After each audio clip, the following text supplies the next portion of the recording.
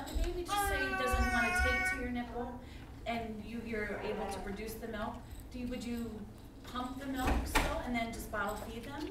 I will say that that is your second best option.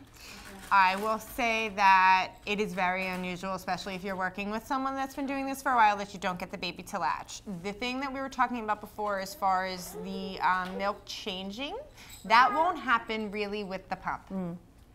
So what you're gonna look for as time goes on is quantity. So what usually happens is max, I've really heard of a woman who has a singleton, is that they last maybe 6 months if they're vigorously doing it every 2 hours around the clock, blah, blah, blah, blah, blah.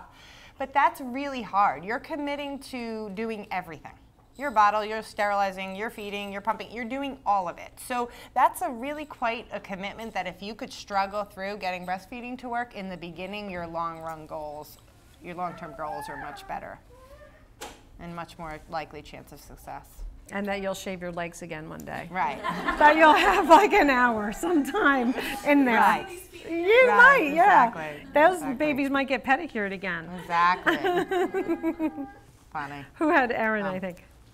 Just what you said about the pumping affecting the quality. Right.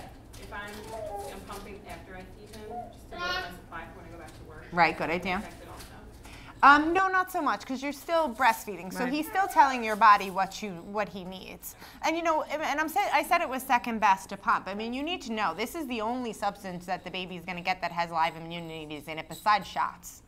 So, you know, no matter what, you're doing the best thing. You know, you're giving your baby breast milk. It's just much easier, and you're much more likely to keep your supply for any length of time if you put the baby to the breast.